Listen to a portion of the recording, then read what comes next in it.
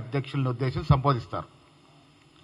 దాంట్లో దాదాపు 12,500 గ్రామ కాంగ్రెస్ అధ్యక్షులు, మండల కాంగ్రెస్ అధ్యక్షులు, బ్లాక్ కాంగ్రెస్ అధ్యక్షులు, జిల్లా కాంగ్రెస్ కమిటీ అధ్యక్షులతో పాటు జిల్లా కార్యవర్గాలు, మండల కార్యవర్గాలు, ఎమ్మెల్యేలు, ఎమ్మెల్సీలు, ఎంపీలు, మంత్రులు అందరూ దాదాపుగా 40,000కి పైగా రేపు నిజమైనటువంటి కాంగ్రెస్ కార్యకర్తల యొక్క సమ్మేళనం రేపు రాల్బో స్టేడియంలో. కాంగ్రెస్ పార్టీ అందరి పార్టీ. ఈ రాష్ట్రంలో జై బాపు, జై భీమ్, జై సంవిధాన్ కార్యక్రమం 6 మాసాలుగా విజయవంతంగా జరిగింది.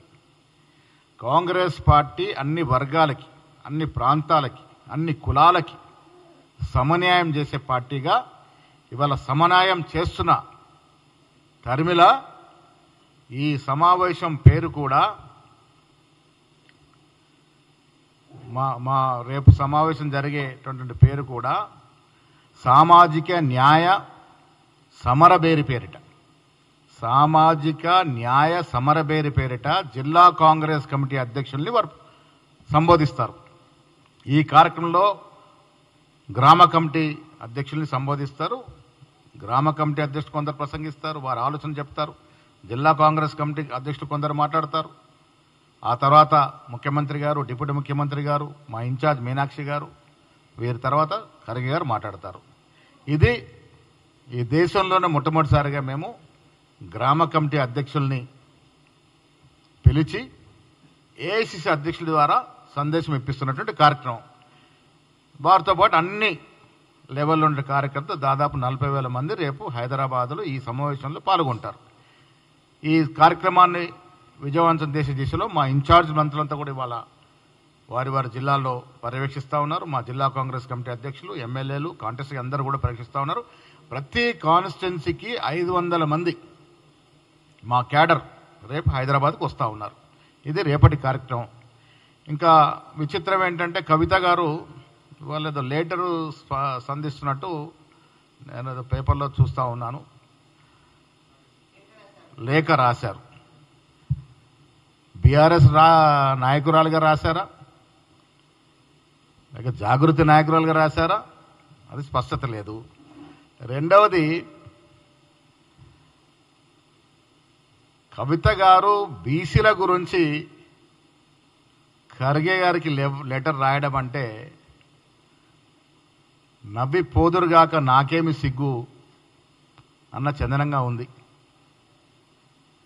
10 ఏళ్ళు అధికారులు ఉన్నారు. ఏ ఒక్క బీసీకి ఏం ఎలగబెట్టారమ్మా మీరు?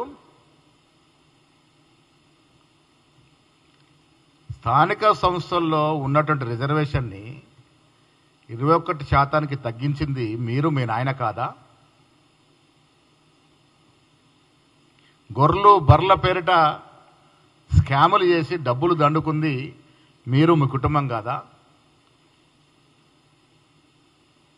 10 ఏళ్ళు అధికారులు ఉన్నప్పుడు నువ్వు ఎంపీగా ఉన్నావు, ఎమ్మెల్సీగా ఉన్నావు, జాగృతి అధ్యక్షురాలుగా ఉన్నావు. మీ ద్వారా నేను వారిని అడుగుతాను, ఒక్క ప్రెస్ కట్టింగ్ కానీ ఒక్క వీడియో కానీ చూపించగలుగుతారా ఆవిడ బీసీల గురించి మాట్లాడినట్టు మాట? మీ ద్వారా వారికి ఛాలెంజ్ చేస్తాం. ఒక్క ప్రెస్ క్లిప్పింగ్ ఆనాడు ఆవిడ కవిత గారు ఎంపీగా, జాగృతి అధ్యక్షురాలుగా, తర్వాత ఎమ్మెల్సీగా ఉండి బీసీల గురించి ఏదైనా ఒక మాట మాట్లాడినారా మీరు? ఇవాళ బీసీల గురించి రాజకీయ శూన్యంలో ఉన్నటువంటి కవిత గారు వారి మనుగడ కోసము, వారి అన్నతో ఉన్న ఆస్తి తగాదా నుంచి బయటపడేందుకు, ఆ ఆస్తి పంపకాలు వాటా తెగక ఆవిడ ఉనికి కాపాడుకోవడానికి బీసీల జపమెత్తుకుంది తప్ప ఆవిడ బీసీల కోసం చేసిందేమీ లేదు. ఆవిడ గారికి బీసీల గురించి మాట్లాడే అర్హత లేదు. ఇలా కాంగ్రెస్ పార్టీ గురించి ఆవిడ బీసీల విషయం మాట్లాడితే, yes we are the champions, SC, ST, BC, మైనారిటీకి కాంగ్రెస్ పార్టీయే అండా. ఎందుకు చెప్తా ఉన్నానే మాట? ఎన్నికలకు ముందు మేము మాట ఇచ్చినాం.